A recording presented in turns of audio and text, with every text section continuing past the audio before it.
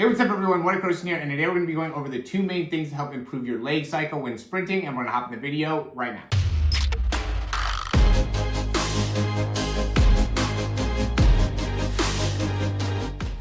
Alright, so I'm really excited to make this video just because I think it could be really helpful in understanding the two main things that will help you in improving that leg cycle. And so before we get too much into it, I do want to say, if you like the information, click that thumbs up down below, subscribe to the channel if you haven't already, and if you have any questions, comments, or recommendations, you can go ahead and leave those down below. And so, when I've been working with athletes, a big thing that, seems to come over time and time again is just the ability to cycle the legs properly and all the different implications that come from, not being able to do that in the most optimal way. So we are going to be looking at Usain Bolt here just because, greatest ever. So why not look at and be able to try to, at least to some extent, replicate his, leg cycle. Everybody has their own way of doing it, so you're not going to be able to do or run exactly like Usain Bolt, but being able to implement some of these key elements are going to be important to be able to actually improve your own speed and your own leg cycle. So, big thing that I most commonly see has to do with the front side mechanics, and I've made videos that talk about the front side mechanics that I'll put here, but essentially front side mechanics is going to be once that knee crosses that midline, right? So this whole time with that left leg, he's in the front side mechanics, and notice first is going to be the knee height. And, most people are able to get this, but the main thing that people struggle with is being able to get that foot to be able to really lengthen and straighten out right before the foot actually contacts the ground.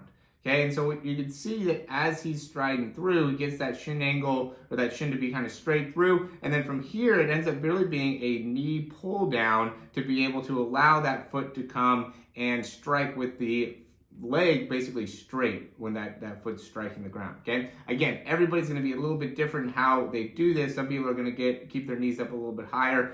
He is really tall, so he needs to be able to kind of pull that leg back underneath a little bit sooner, but this ends up being such a critical part of being able to improve your speed. Is just being able to work out the ability to create the necessary length needed at the end range of motion, because really going into the two main issues, one is not enough length, right? So the stride cycle, the length of the cycle is too short. The stride's too short. It's just, too choppy. And then the other thing ends up being not fast enough, right? And so those are the two mistakes that I see with the leg cycle. I know I started getting into one there, which has to do with just the length. And that just ends up being the range of motion, right? So, we'll continue to work on that, look at that left side. So you can see how he goes, and once that foot ends up getting back behind him, being able to push right back off and being able to, cycle the leg. And a lot of the length ends up having to do with how well you're able to reach. Okay, because what ends up happening is that there's a lot of people that just spend way too much time with the foot back behind them, which is going to negatively impact how much range they get with the foot out in front of them, and that front side mechanic. So as soon as your foot passes that, your hip and gets behind you, you do want to be able to push off and push them, off with getting to the end range of like the big toe. So you can see he's really pushing off that big toe there, and then immediately cycling the leg right through, not getting the foot too high, and maintaining a good upright position within the spine, the posture. But then, really getting the necessary length by being able to reach that foot up and getting that toe to be facing upwards. That ends up being a big cue that I talk about, is being able to get that toe to be facing up and then pulling that leg back underneath from there, because as we all know, the amount of force created into the ground is a critical component of actually achieving a elite level of performance when it comes to sprinting, right? So the elite level sprinters are able to create the largest amount of force into the ground and are also able to do that very efficiently over a long period of time, right? So it's a consistent thing where there's not for only a few steps are they putting a ton of force in the ground. They're doing it over the course of 60 meters, 70 meters, whatever the case may be, in terms of the length of the race. But it's important to be able to notice how well he's reaching with the front side mechanics in order to really optimize your own performance. And the big reason as well why people I think struggle is just not having the necessary range within the arms, right? So the better we can optimize our arm range, getting that hand about 6 to 8 inches behind the hip, as well as getting the hand up to at least, about chin to mouth level, right? He's a little bit crunched with his fingers, so he's not as extended, but you can see he brings that fist up to about his hand and then pulls all the way back. So we need to have the right range of motion within the arms in order to also have the right range of motion within the legs. And the other thing is just not having enough speed there. So when it comes to the actual speed, this goes more into strength and power,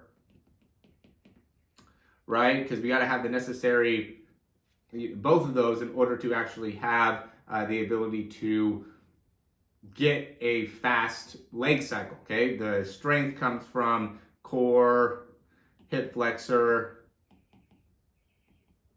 and really like ankle/calf,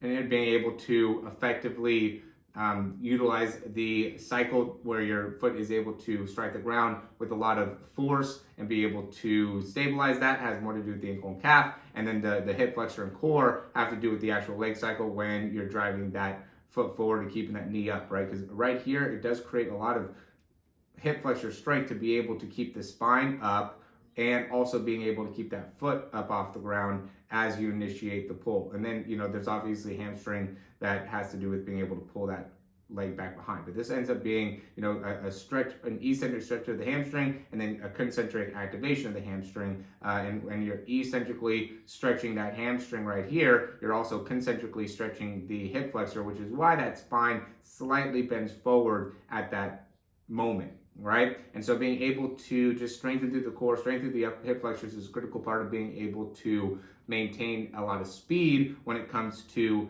the leg cycle. And then when it comes to power, right, that's going to be, the types of exercises where it's, broad jumps, depth jumps, just things that you're able to do consistently. So now when you're able to sprint, you could really apply the biomechanical force application into the ground, right? So we want to be able to optimize force, and in order to optimize force, we have to be able to understand how to utilize power, and that's where the broad jumps, the depth jumps, even like lateral jumps, all that type of stuff really makes a big difference, because now we can understand how to use power to our advantage when it comes to cycling the legs quickly. So, once our body understands how to use the ground and how to maximize how to push off the ground, how to land on the ground, now we can utilize that information to then be able to generate force into the ground properly, and that will also help us in being able to cycle the leg more effectively. Because if we're not properly putting force down into the ground, then we're going to be spending too much time on the ground, we're not going to be pushing off with the right type of biomechanics, and now that ends up making a huge impact on how well we can move the legs fast, as well as even how well we can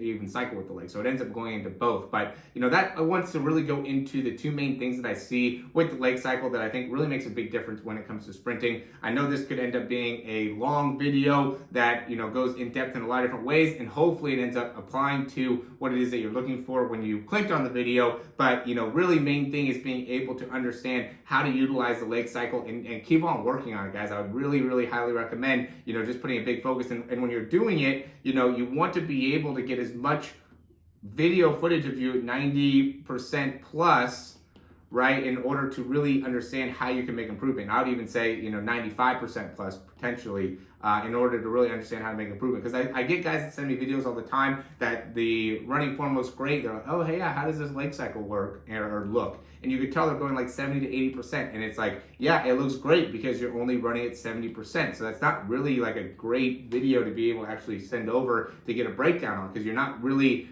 getting a good understanding of where you're at. A lot of you guys have a great understanding of what it takes to be able to have a great leg cycle, but don't actually achieve it at 100% because you don't run at 100% enough. So being able to really push the amount of effort that you're putting within the body is going to make it so now you can make the necessary changes to actually improve your mechanics. But if you're just not willing to push your body and the mechanics there, then you're not going to be able to get the results. And yeah, you need to stretch, you need to warm up, you need to do all the, you need to have rest days, you need to have great nutrition. All those things matter to make it so you can continue to push yourself. But if you're not doing all those things, you're not pushing yourself, you're not going to get the improvement. You have to be able to consistently put in the work to be able to get the results of having great leg cycle, great foot contact time, great posture, great arm mechanics, and making it so you day by day, they're always improving. Again, you're not going to get that if you just do sprinting, 1 day a week or 2 days a week. You have to be able to do it 4 or 5 days a week and be able to do that for a long period of time in order to really make some big results. So